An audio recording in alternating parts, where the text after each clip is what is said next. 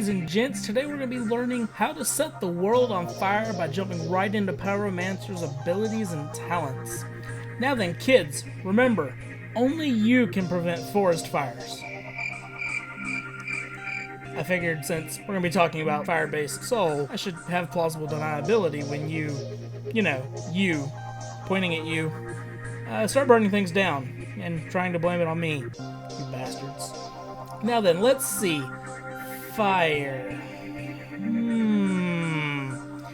Where to start? Well, I feel the only proper way to discuss fire is by jumping right into the heat of things and talking about how many corny fire puns I'm going to be making this video. Oh, and if I happen to slaughter the names of some things, I'm sorry in advance. Let's get our flame on while talking about Pyromancer's single target damage spells.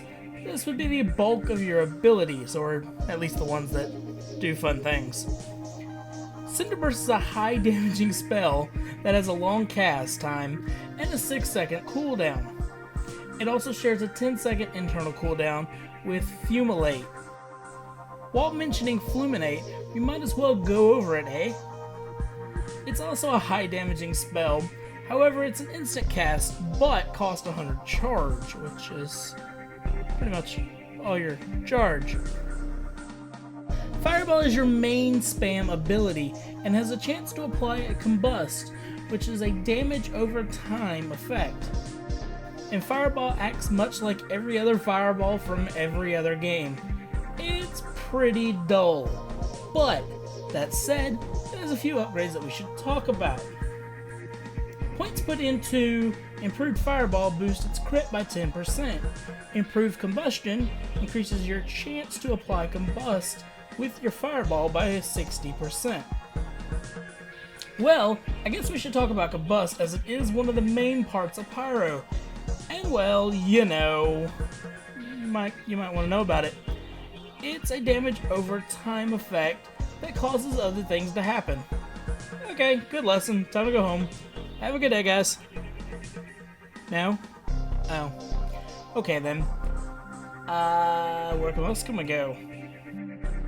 It itself can be modified by Flame Spike, which increases the damage done by 100% and its duration by 2 seconds. But wait! If you order now, you can also talent into Conflagration, which increases the number of stacks Combust has by 2. Well, on top of that, Countdown is modified by Tender, which increases the bonus damage countdown gains per stack of Combust on the enemy by 6% with all points into it. While talking about Combust modifying things, we should also talk about Fusillade, another ability that hits like a truck when at max stacks of Combust. It takes nearly no time to cast, but has a 45-second cooldown. Get the hint, Combust is important, but let's get fired up and push through this last bit of combustion stuff so that we can get moving on and get you burning things in game, of course.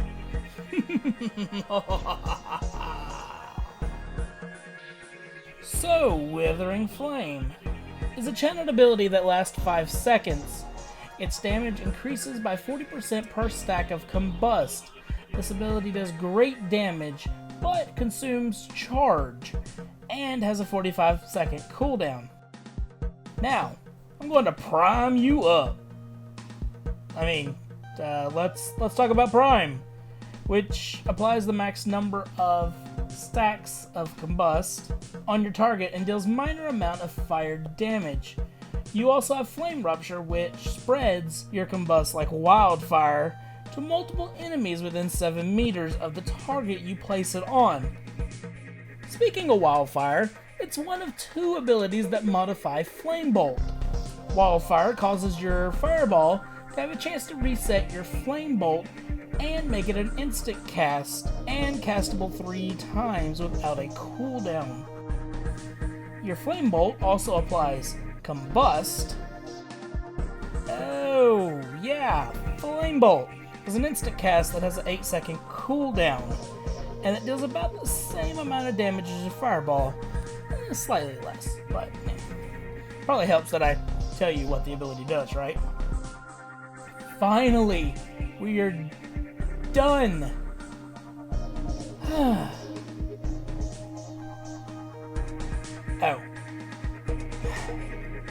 I guess you want to know about all the other stuff. Jeez, just can't catch a break in these videos, can ya? Well, fine then. The 3 damaging abilities that we have left to talk about are Flame Volley, which is a great ability on a 1-minute cooldown. It deals X amount of damage over 3 seconds, where X is the amount of damage that it does. Oh, don't give me that look. It's based on your stats. I don't know how much it's gonna do. Jeez. Anyway, it then deals half the damage that it caused over another 3 seconds. Inferno is an execute spell that deals a good amount of damage on a 10-second cooldown, but can only be used on mobs that are below 30% of their health. The last ability we have to talk about is Firestorm. It's your main AE damage ability that you place on the ground and channels for 8 seconds. This ability hits up to 5 enemies. So now we have a choice. We could either talk about buffs or crowd control. I'm kind of sick of buffs. Thanks a lot, Mr. Archon. So let's talk about some control. As Pyromancer, you're a bit of a glass cannon. So as far as PvP and solo play goes, you're going to need to keep mobs at bay in order not to get yourself killed. This is where abilities like Burning Bonds come into play. It roots the target in place for 8 seconds or until they take damage. Unbreakable Bonds modifies this ability to no longer break on damage. Backdraft is an AoE stun that hits up to 5 players or creatures and deals a small amount of damage. Stun lasts 2 seconds. Lastly, you have a stun/interrupt, a disarm, and a short cooldown interrupt. These are, of course, Flash Fire, Burn, and Scorch. Phew! It's getting hot in here. Like, really hot. Like, actually at my house. Hot. So let's just hurry up and finish this up before I sweat to death by talking about your buffs. And then some miscellaneous talents that one guy, you know that one guy, he's gonna want to know about them. First, let's talk about your armors. You get 3 of these as you put points into Pyromancer. The first of which being Flame Armor, which increases your fire damage by 5%. Nothing special, but decent when you're a wee little Pyromancer. But once that flame grows inside of you, you're gonna need something like Pyromancer's Armor. This grants your fire spells a 20% chance to reset the cooldown of your Cinder Burst and make it an instant cast. It also reduces the mana cost of the Cinder Burst, and that'll really get you cranking out some pain. But if that's not enough, take a deep breath. Pyromancer's Aegis, because you couldn't come up with a better name, people? Really? Like, whatever. This causes your fireball to proc an additional fireball that does not give you any charge and does not apply combust. There's also a 3-second internal cooldown on this. Furthermore, your damaging fire spells have a chance to cause the same effect as Pyromancer's Armor, but it's only a 5% chance. So it's only going to happen every now and again. On top of your powerful armors, you have a couple of great buffs as well.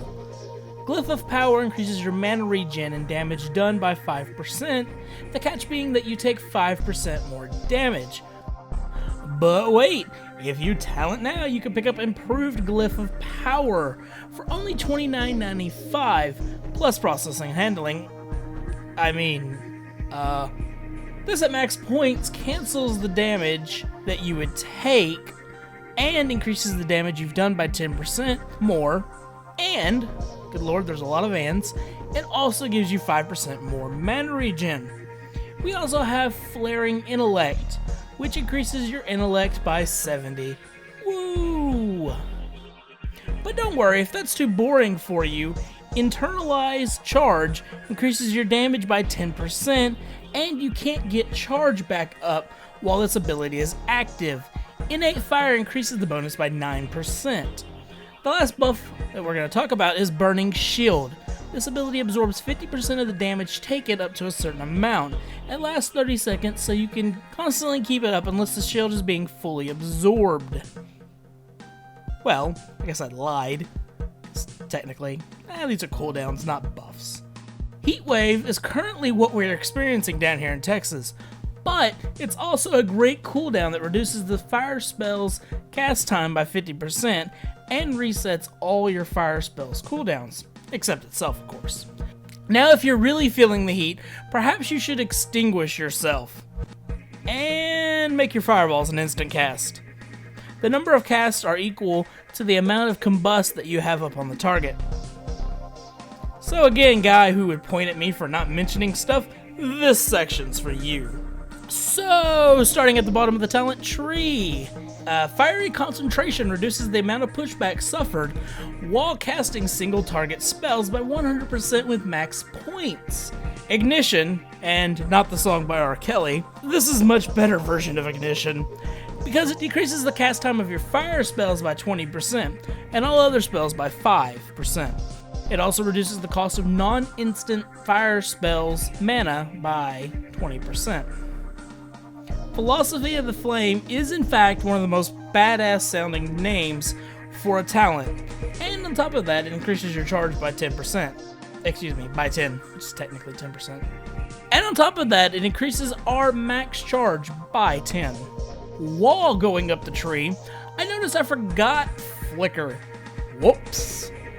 It ports you forward 15 meters and removes all CC on you. Yay! Fiery Resolve reduces the duration of hostile stuns and silences by 10%. Ravenous Flames causes your non-physical attacks to ignore 10% of the target's resistance. Fire Shield is a helpful talent for keeping our squishy selves alive. It has a chance to grant you a shield that absorbs up to 15% of your maximum health and lasts 10 seconds, and cannot happen more than once every 30 seconds. So get it while it's hot. I have like one thing left, and there will be no more flame puns or jokes until later videos. Spark reduces the global cooldown of your fire spells by 1 second, reduces the mana cost of your instant fire spells by 33%, and decreases the cast time of your fire spells by 20%. That's it. I'm done. I'm going to go find a pool and cool off and attempt to chill. That said, if you would be so kind to rate the video on your way out to the pool as well, it would be very much appreciated. And stay tuned for our next video, which will most likely be a Pyromancer strategy and playstyle guide. After that, we're going to be jumping into a few purpose videos, going over various ones for Pyro and Archon. Until that, and most importantly, have yourselves a great day.